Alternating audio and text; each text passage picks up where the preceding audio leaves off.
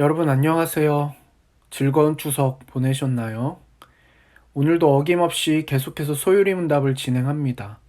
오늘은 서두 없이 바로 본론으로 들어가 보려 합니다. 지난주에 우리가 하나님의 섭리 사역에 대해 배웠습니다. 오늘도 그 연장선이라 생각하시면 됩니다. 그래서 오늘 11번째 질문, 하나님은 창조된 사람에게 어떤 특별한 섭리 행위를 하셨나요? 라는 질문입니다.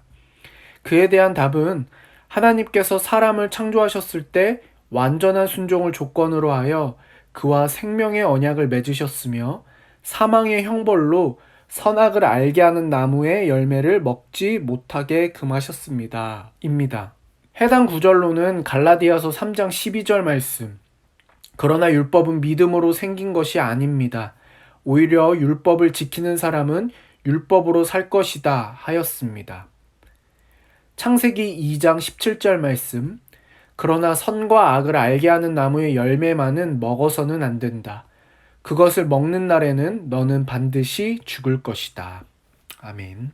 소율이 문답 8번이 일반적 창조를 다루고 9번 질문이 사람의 창조에 대해 구체적으로 다루는 것처럼 10번 질문은 일반적 섭리를 다루고 오늘 우리가 배우는 11번 질문은 사람을 향한 특별한 섭리를 구체적으로 다루고 있습니다. PPT를 보시면 사람을 향한 특별한 섭리에 대해서 제가 기록해 놓았습니다. 첫 번째는 내용, 두 번째는 조건, 세 번째는 벌이라는 것으로 구성되어져 있습니다. 첫 번째 내용을 보면 선악의 나무로부터 먹는 것을 금하셨다. 이것이 사람을 향한 하나님의 특별한 섭리의 내용입니다. 두 번째는 조건입니다. 어떠한 조건입니까?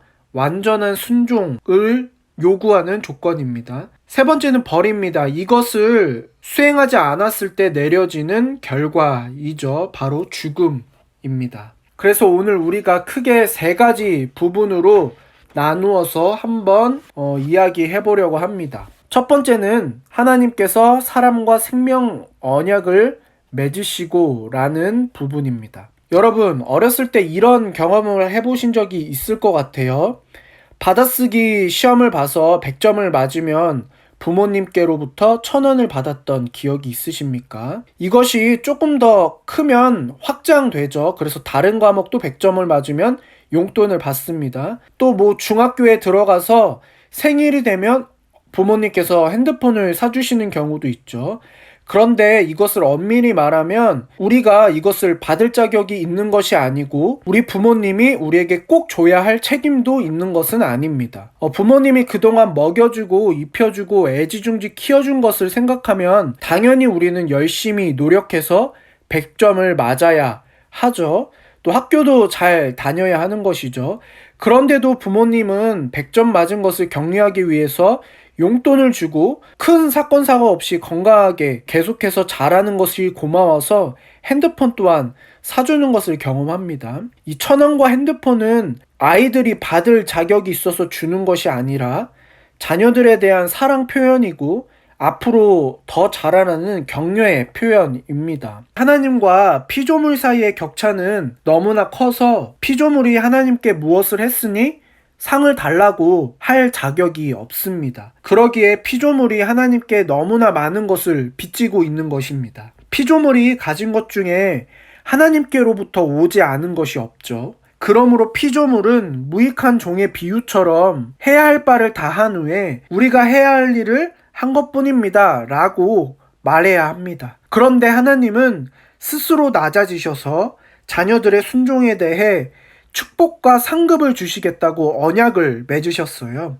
이것이 성경의 언약을 이해하는 전제 조건입니다. 성경의 언약은 말이 언약이지 실제로는 하나님이 자녀들에게 이렇게 하겠다라고 말하는 자기 맹세의 표시입니다. 언약은 비슷한 당사자들이 조건과 약속을 주고 받아야 하는데 피조물인 사람이 이 창조자인 하나님께 무엇으로 보답해 드릴 수 있을까요? 그러므로 성경의 언약을 이해할 때 사람의 편에서 축복과 상급을 받기에 합당한 어떤 행위를 우리가 해서 그 대가로 하나님이 보답하신다고 생각해서는 안 됩니다. 단지 하나님이 자기를 낮추셔서 축복과 상급을 주시고 언약의 형태로 사람을 격려해서 하나님의 구원에 이르게 하는 것으로 우리는 생각해야 합니다.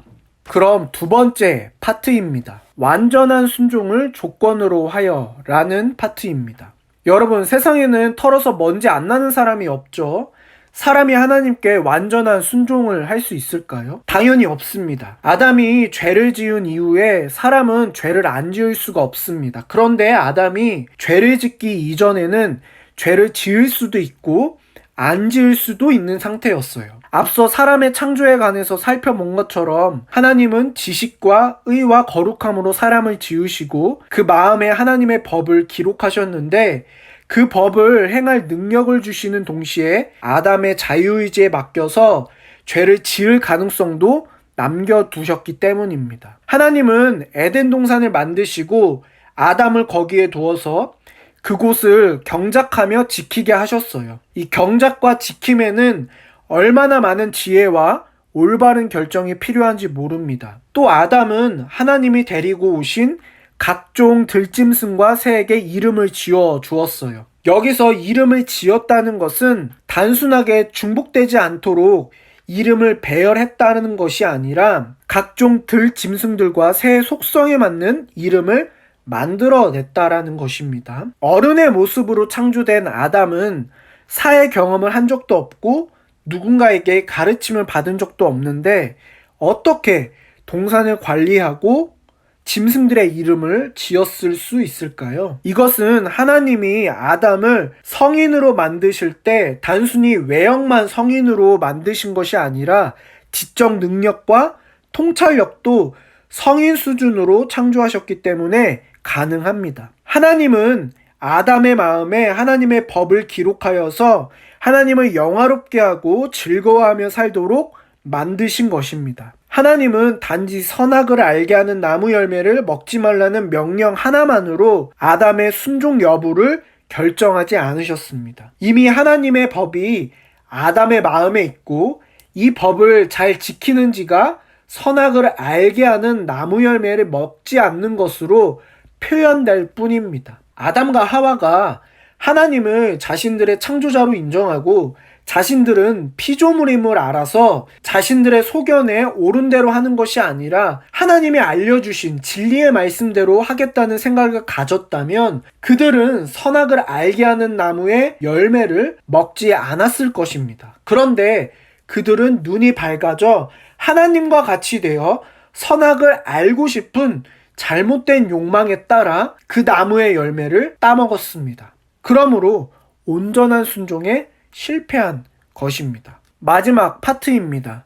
사망의 벌로 금하셨다라는 것입니다. 하나님은 아담에게 선악을 알게 하는 나무의 열매는 먹지 말아라. 내가 먹는 날에는 죽을 것이다 말씀하셨습니다. 하나님의 언약을 어기면 죽음이라는 벌이 따르고 지키면 현재의 상태보다 훨씬 영화로운 영원한 생명의 삶을 얻습니다. 죄를 짓기 전에 아담은 죄를 지은 인간들의 비참함이 없는 상태이기는 하지만 신자들이 부활할 때에 이르게 될 영화로운 상태는 아니었습니다. 그런데 완전한 순종을 하게 되면 영화로운 상태에 이르게 됩니다. 그래서 소유리 문답 11번 질문은 이 언약을 생명 언약이라고 부르고 있습니다. 또 일반적으로는 행위 언약이라고도 부릅니다. 여기서 행위라는 명칭이 들어갔다고 해서 아담과 하와가 완전한 순종이라는 행위로 영생을 얻는다고 생각해서는 안 됩니다. 이미 말한 것처럼 언약은 하나님의 낮아지심, 즉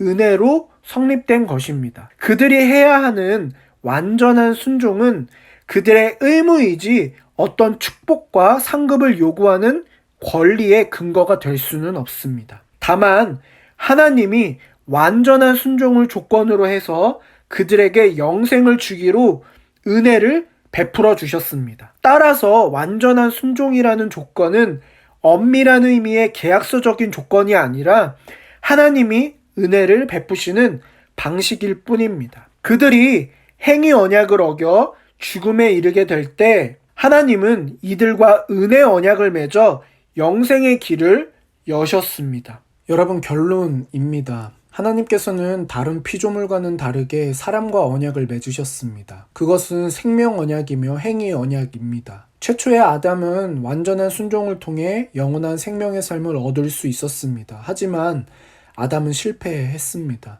그래서 벌을 받게 되죠. 사망의 벌을 받게 됩니다. 하지만 하나님께서는 여전히 인간을 사랑하셔서 은혜 언약을 맺으셔서 영생의 길을 열어주셨습니다. 여러분, 하나님의 예정은 하나님의 뜻과 계획으로 구분됩니다.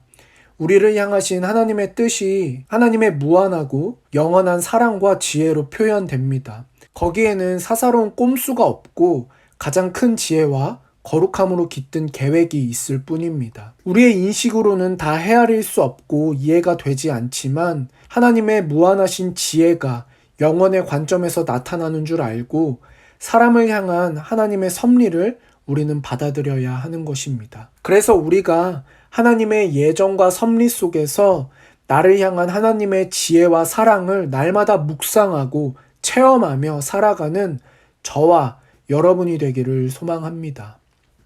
기도하겠습니다. 하나님 감사합니다. 오늘 우리가 사람을 향한 하나님의 특별한 섭리에 대해서 배웠습니다. 사람은 잘못된 욕망으로 하나님의 생명 언약을 지키지 못했습니다. 하지만 하나님은 여전히 우리를 사랑하셔서 놀라우신 지혜와 사랑을 우리에게 보여주셨습니다. 우리가 살아갈 때 이런 하나님의 은혜를 잊지 않는 자녀들 될 수 있도록 인도하여 주시옵소서. 항상 주의 섭리 속에서 주님을 깊이 묵상하며 주와 함께 동행하는 삶 살아갈 수 있도록 인도하여 주시옵소서. 예수님의 이름으로 기도합니다. 아멘. 여러분, 한 주간 평안하시고 건강하십시오.